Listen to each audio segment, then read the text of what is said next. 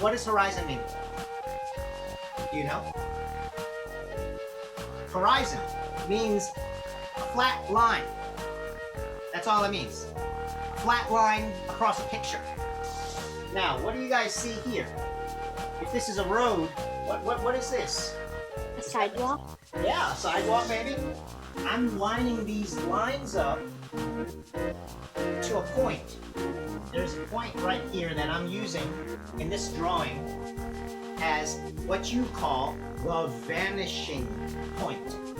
Say you're standing in real life looking at a person, and if you're drawing a picture, there's a place in the picture where if I went all the way down that road, after a certain point, I would basically be so small you couldn't draw me anymore, right?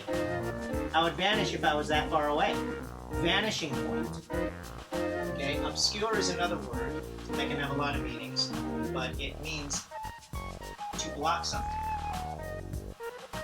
Okay, cathedral is going to be obscured by this building in front. And the city begins. We'll take a little flight through our drawing. See, looking up here. Right. Wow, where do we just go? We just, oops, see, and then here's where the city ends.